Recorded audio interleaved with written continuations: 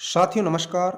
आज हम इस वीडियो में फसलों में जीवामृत का उपयोग कब, कैसे व कितना करना है, जीवामृत का उपयोग सिंचाई के साथ करना है या स्प्रे के रूप में करना है, सिंचाई व स्प्रे के लिए जीवामृत की कितनी मात्रा लेनी है आदि विषयों पर चर्चा करेंगे।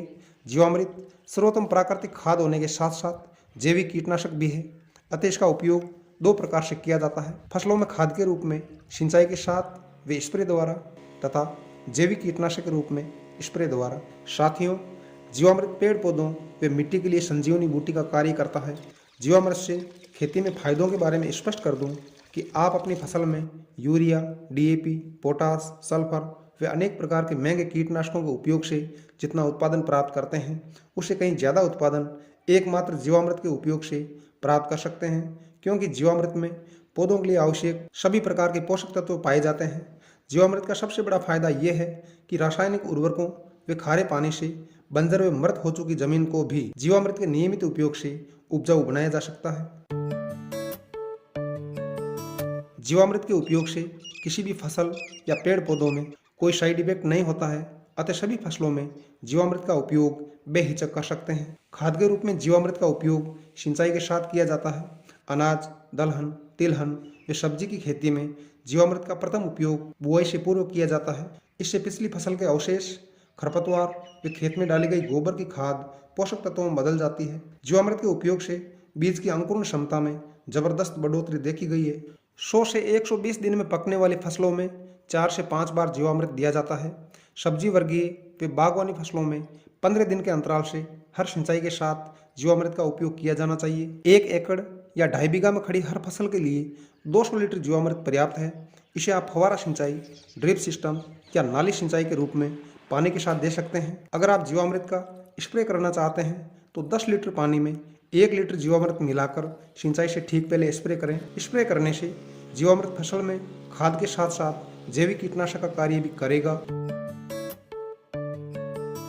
जीवामृत एक बेहतरीन जैविक कीटनाशक है, अतः इसका उपयोग सब्जियों, फूलों व फलों वाली फसलों पर छिड़काव के रूप में किया जाता है। जीवामृत में एक विशेष प्रकार की गंध होती है, जिससे पत्तियों का रस चूसने वाले कीट, तना छेदक व फल छेदक कीट पौधों से सदैव दूर रहते हैं। जीवामृत की प्रकृति अम्लीय होती है, अतः सीधे ही जीवामृत का स्प्रे पेड़ पौधों पर कभी नहीं करना है। कीटनाशक के रूप में स्प्रे तैयार करने के लिए पानी व जीवामृत 5:1 के हिसाब से मिलाएं।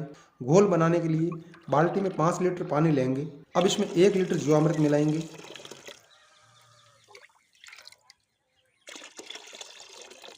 घोल को अच्छी तरह से मिला लेना है।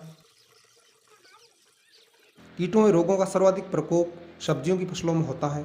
हम अपनी फसलों को बचाने के लिए अत्यंत महंगे व जहरीले कीटनाशक बाजार से खरीदते हैं, जिससे कृषि लागत बहुत ज़्यादा बढ़ जाती है व सब्जियों की गुणवत्ता नष्ट हो जाती है।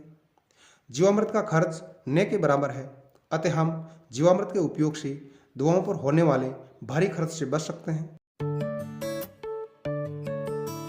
जीवामृत मिट्टी की दशा बदलने वाला अत्यंत शक्तिशाली प्राकृतिक खाद है, जिसके उपयोग से फलों के रंग, रूप, चमक व आकार में आश्चर्यजनक बदलाव देखने को मिलते हैं।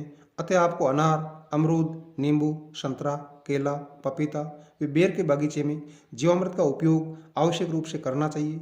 बगीचे में सिंचाई के रूप में जीवामृत देने के लिए पानी व जीवामृत का अनुपात 10:2 रखना है, अर्थात 10 लीटर पानी में 2 लीटर जीवामृत मिलाना है।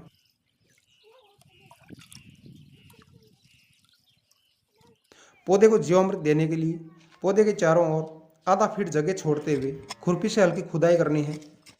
अब पौधे की उम्र व पानी की आवश्यकता के हिसाब से सिंचाई कर दें। हर सिंचाई के साथ जीवामृत के नियमित उपयोग से हर फसल के उत्पादन को 2 से 3 गुना तक बढ़ाया जा सकता है, वो भी न के बराबर खर्च में। जीवामृत से कितना फायदा होगा, इसे आप ऐसे समझें कि 1 ट्रॉली गोबर की खाद से जितना फायदा होता है, उतना ही फायदा 200 रुपये में बने 200 लीटर जीवामृत से हो जाता है। अतः आपसे निवेदन है कि एक बार जीवामृत का उपयोग आप अवश्य करें। वीडियो में अंत तक बने रहने के लिए आपका शुक्रिया। बहुत बहुत धन्यवाद।